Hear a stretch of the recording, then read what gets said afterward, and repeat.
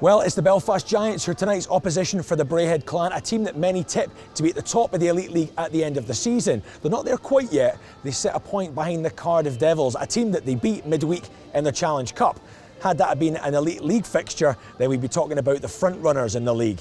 The big question for head coach Ryan Finnerty is, how do you compete and contain free-scoring, high-scoring players like Riley, Higgins and Demarai? We've seen them play the trap in previous games against the Giants. However, could offence be the secret to success with players like Pitt, Beckett and Levitt all on great scoring form and at the top of the scorers list?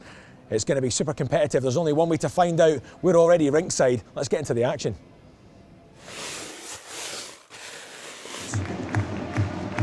Rutherford looks to bring it away, but Hammond picks it up loose.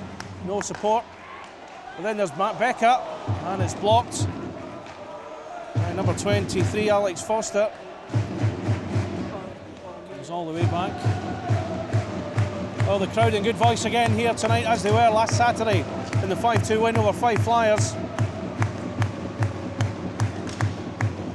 Certainly been a turnaround in Clan form, despite that loss in Dundee on Sunday. Often penalty shots. Hammond, good work from him. Exquisite finish from Mike Hammond. Took it round Brandon Benedict, creating a bit of space for himself, and fired it past Stephen Murphy. 1 minute 20 into the game. Great work from Mike Hammond. A world-class finish, and the Clan are a goal ahead. Becker looks for Pitt. Pitt has to chase after it. Murphy using all his experience to move it out of the danger zone. Murphy preferred over Jackson Whistle. He's done well. Both goalies have been taking turns at games this year. Whistle, you would imagine, will play in Edinburgh tomorrow. The Belfast Giants go to Murrayfield. It's Wharton. Good pass, it's Hammond. Hammond has to turn. One-timer from Scott Pitt! That's a second goal for Braehead Clan already! What a terrific start from the home team. Good work from Mike Hammond. Looked for a body in the middle. Pitt arrived late. Played it back to him. Pitt one time into the net, and the Clan are 2-0 up.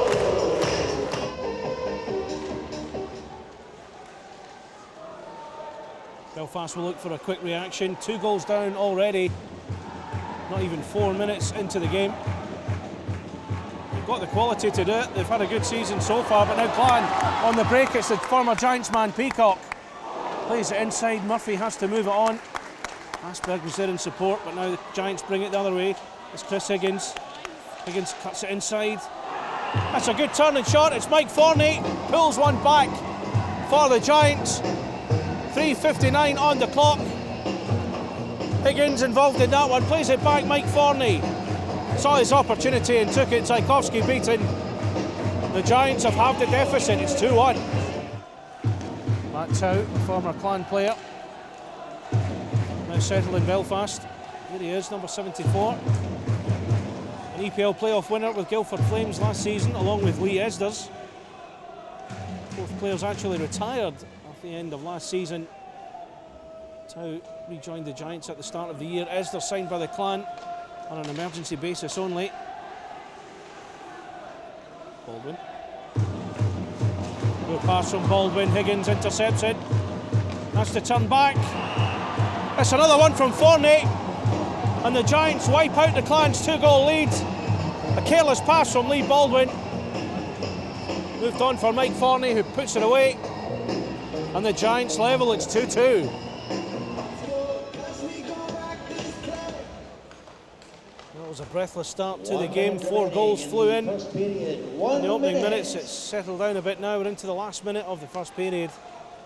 It's 2 apiece between Braehead Clan and the Belfast Giants.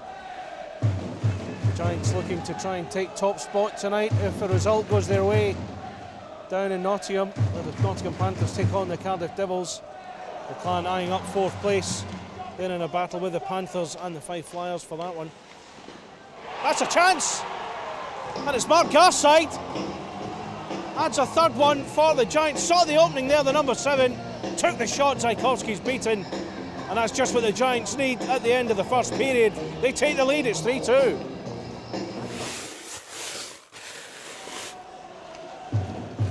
Giants look to do something with this. Just escapes from Russell. Desmarais was the man instigating something. Played in. Saviano trying to get a touch on it. Now it's back for Shields. Clan defend it well, Matt Becker. Brings it inside, it falls nicely for Hammond. Hammond has to turn. It's a backhanded pass, it's Scott Pitt. Takes it round Murphy, taps it into the net. The Clan have the equaliser coming up on 4 minutes into the second period. Great work from Mike Hammond. The backward switch, Pitt just drags it away from Murphy and taps it into the net. It's 3-3. Clan penalty to be served in the official supporters club sponsored penalty box. On the KTR sponsor number 7, Harry Quast, 2 minutes for hooking. It's inside, the Giants will try and carve the Clan open. A real test for the defensive unit. 2 minutes for hooking. Penalty time 54-08. One-timer from Desmarais, and Russell is beaten. That's a good goal for Belfast as they retake the lead on the power play. Wonderful finish. Desmarais with his 11th goal of the season.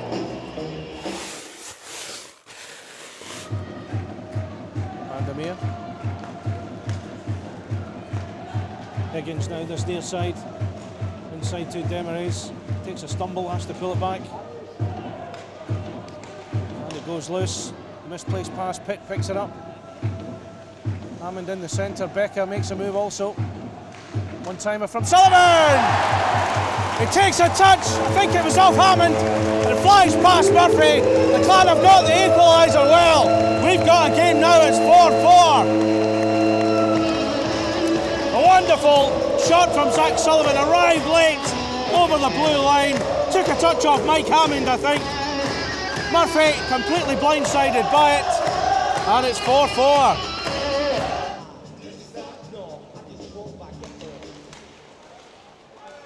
Clan take the face off on that one. 6.5 minutes to go. 4 apiece. What's been a thoroughly entertaining game.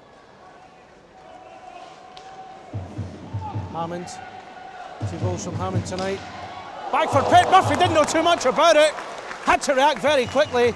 Wonderful shot from Pitt. He comes again, doesn't quite get full contact on it that time. The Giants team in, breathe a sigh of relief. But again, that gets those fans up and singing.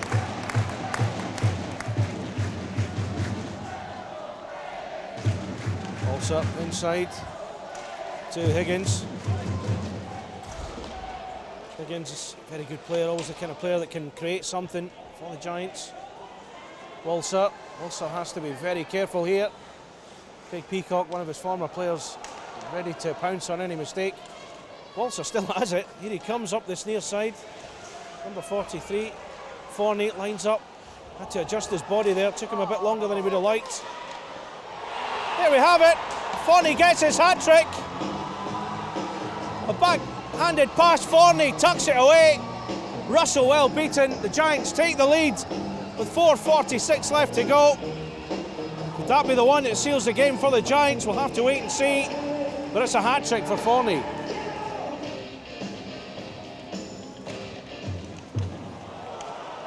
Puck escapes from Carlson, miscontrols it once again.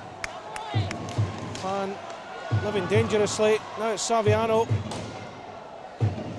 Gary Russell not getting a chance to come out of his area and get the extra skater on.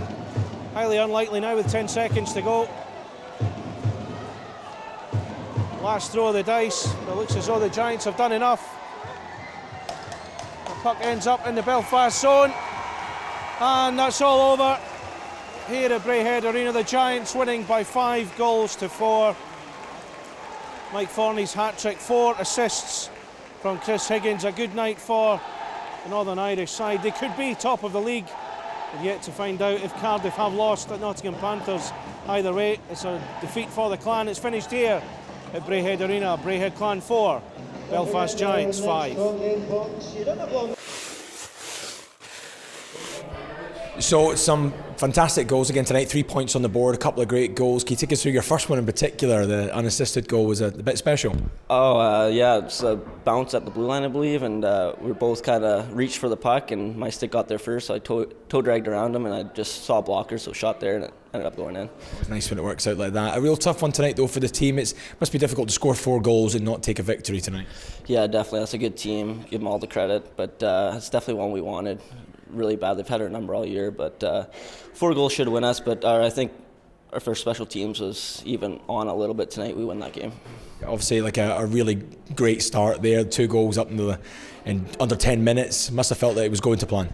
Exactly. It was a good start, and just hoping that it would carry out through the whole game, but sometimes it does, sometimes it doesn't. And still a couple chances that are going to haunt me later, but I'll take the goals and maybe bear the other chances next time.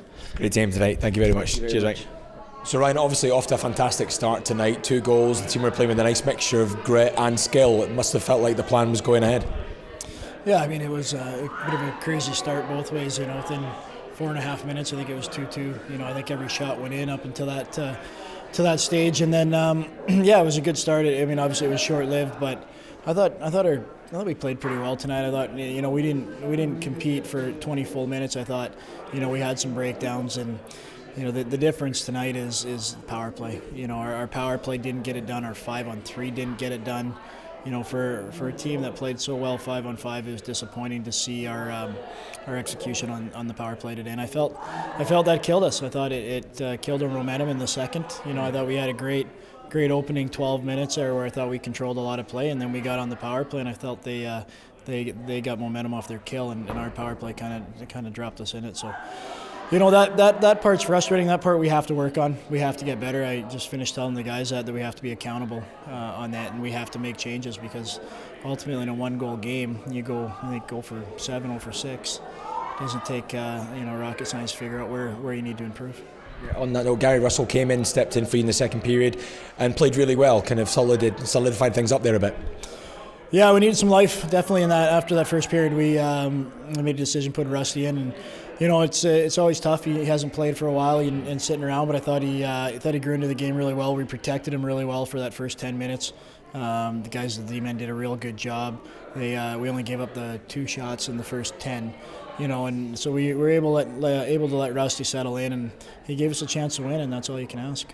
Always a tough one, surely, when you're playing against a team that many people are tipping to be winners of the Elite League at the end of the season. To score 4 goals and not actually take away a victory, does it feel like one that maybe got away tonight? Yeah, anytime. I mean, we were 4-4 with 5 minutes left, and a little bit of a breakdown, and they scored a pretty nice goal. Mike Forney had a heck of a game for him. He scored 3 tonight, and there was some highlight reel goals out there. You can say that, but I mean, it was tough. I felt we played well enough to get something out of the game. And in this stretch here, we got to look at where we need to improve, but at the same time, we got to take positives that we competed pretty well against arguably the best team in the league at the moment. Thank you very much, Ryan. Cheers.